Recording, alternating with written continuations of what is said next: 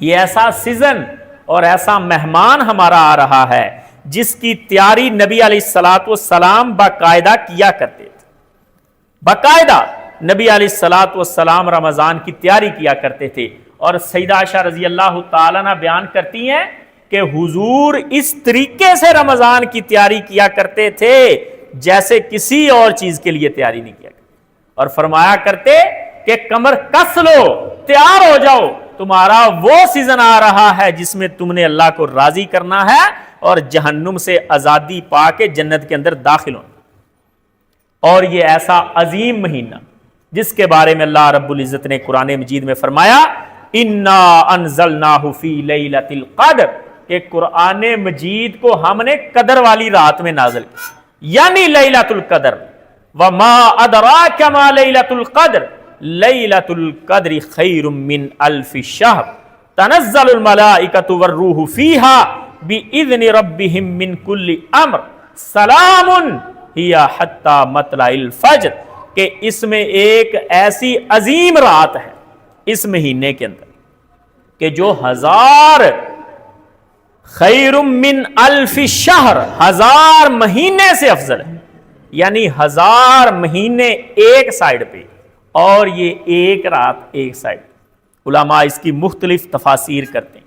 بعض نے لکھا کہ 1000 مہینے کوئی نیکی آپ کرتے رہیں، لگاتار نوافل پڑھتے رہیں، صدقہ کرتے رہیں، قرآن مجید کی تلاوت کرتے رہیں، اور اس رات میں آپ وہ عبادت کر لیں تو آپ کی افضلیت زیادہ. اتنی اہم رات. اور یہ رات کس مہینے کو نصیب ہوئی؟ رمضان کو. اور رمضان کی صرف ایک رات افضل نہیں ہے، یہ بات یاد رکھیں. رمضان کا ہر دن افضل، رمضان کی ہر رات افضل. اور اتنی افضل کہ سیدنا طلحہ بن عبید اللہ رضی اللہ تعالیٰ عنہ بیان کرتے ہیں. طلحہ بن عبید اللہ وہ کہتے ہیں کہ نبی علیہ الصلوۃ والسلام کے پاس 2 بندے آئے دور دراز سے مسلمان ہو کے. ہم نے دیکھا ایک بڑا جنگجو، بڑا بہادر، بڑھ چڑھ کے نیکیاں کر رہا ہے، خیر کے کاموں میں حصہ لے رہا ہے. دوسرا قدرے سست اور آرام سے تحمل سے اپنے معاملات کرنے والا. جو جنگجو تھا، تیز آدمی تھا، وہ جہاد میں شامل ہوا اور شہید ہو گیا.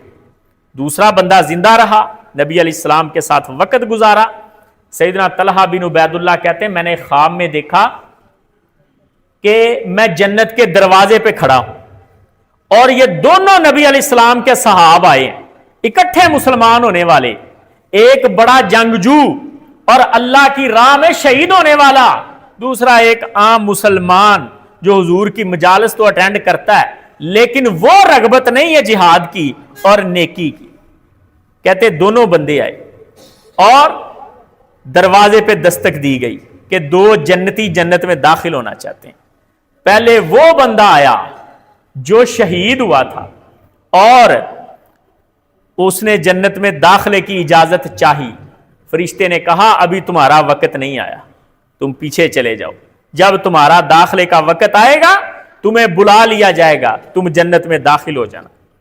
اور دوسرا بندہ جو بعد میں فوت ہوا اور عام وفات ہوئی، اس کی شہادت نہیں ہوئی، وہ آیا تو اس نے اجازت مانگی. دربان نے کہا بالکل آپ کے لیے اجازت ہے، آپ جنت میں داخل ہو جائیں. سیدنا طلحہ رضی اللہ تعالیٰ عنہ کو تعجب ہوا کہ یہ کیسا خواب، جو شہید ہو گیا رغبت کے ساتھ، حضور کا جنگجو صحابی، اس کو تو پہلے جنت میں جانا چاہیے تھا، جو بعد میں فوت ہوا اس کو بعد میں جنت میں جانا چاہیے تھا. وہ نبی علیہ السلام کے پاس آ گئے اور آ کے حضور کو خواب سنایا. کہتے اللہ کے نبی میں نے یہ خواب دیکھا. آپ نے فرمایا من ای ذالک تعجبون، اے طلحہ تعجب کس بات کا کر رہے ہو؟ کہنے لگے اللہ کے رسول ھذا کان اشد الرجلین اجتہادا، یہ بندہ زیادہ مجتہد تھا، محنتی تھا، پھر شہید بھی ہو گیا لیکن جنت کا داخلہ بعد میں مل رہا ہے. دوسرا بندہ جس نے زندگی گزاری، آپ کے پاس وقت گزارا اور جنت میں پہلے چلا گیا، تو یہ کیا معاملہ ہے؟ نبی علیہ الصلوۃ والسلام نے حل بتا دیا. آپ نے فرمایا وَأَدْرَكَ رَمَضَانَ فَصَامَ وَصَلَّى كَذَا وَكَذَا. طلحہ تمہیں نہیں پتا کہ یہ جو بعد میں فوت ہوا اس نے 1 سال زیادہ زندگی گزاری اور اس سال میں رمضان بھی آیا ہے، اس نے رمضان گزارا ہے، رمضان کے روزے رکھے ہیں، تراویح پڑھی ہے، قیام کیا ہے، اس رمضان کی برکت کی وجہ سے جنت کا داخلہ پہلے، اتنی بڑی سعادت کی بات ہے۔ اگر ہمیں رمضان نصیب ہو جائے تو ہمیں اللہ کا شکر کرنا چاہیے۔ اگر کوئی بندہ پہلے فوت ہو جاتا ہے اور دوسرا بعد میں فوت ہوتا ہے، زندگی میں گناہ بھی ہوتے ہیں، کمیاں کوتاہیاں بھی ہوتی ہیں، لیکن رمضان زندگی میں آ گیا تو اتنا فضیلت میں فرق پڑ جاتا ہے ایک رمضان کی وجہ سے۔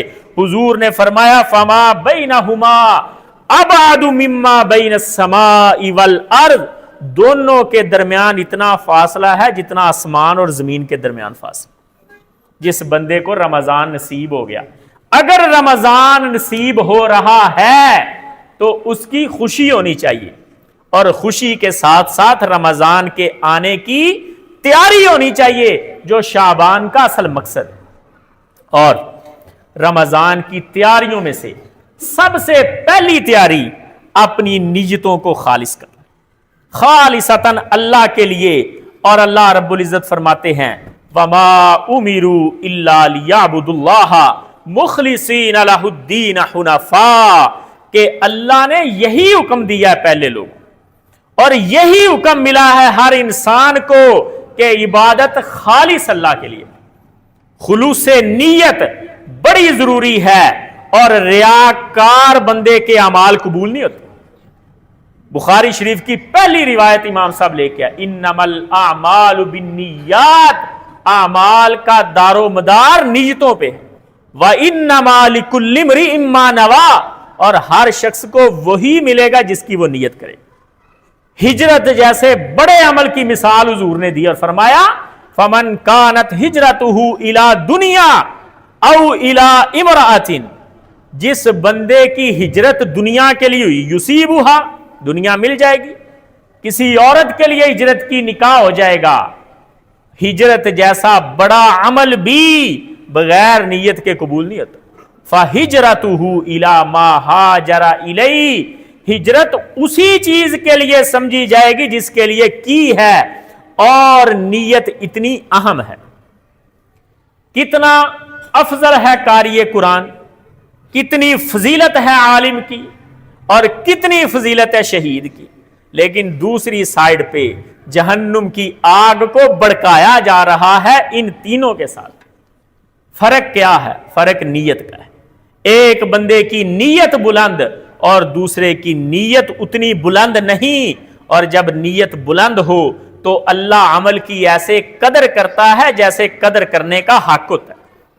نبی علیہ السلام نے فرمایا جب کوئی بندہ خلوص نیت کے ساتھ کھجور صدقے میں دیتا ہے، اور دوسری روایت میں آیا کھجور کا ایک ٹکڑا، یعنی اس کے پاس کھجور آئی، اس نے 2 حصوں میں تقسیم کی، ایک خود کھا لیا، دوسرا صدقے میں دے دی۔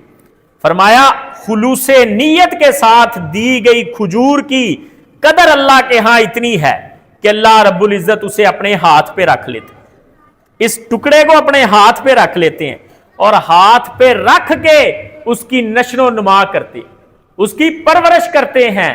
نبی علیہ السلام نے فرمایا کما یربی احدکم فلوا، جیسے تم میں سے کوئی بندہ اپنے وچھیرے کی پرورش کرتا، اس کا کوئی پسندیدہ جانور ہو، گھوڑا ہو، بچہ ہو، اس کی پرورش جیسے کرتا ہے، اللہ کھجور کے اس ٹکڑے کی پرورش کرتے ہیں، یہاں تک کہ وہ احد پہاڑ جتنا بڑا ہو جاتا، ایک ٹکڑا۔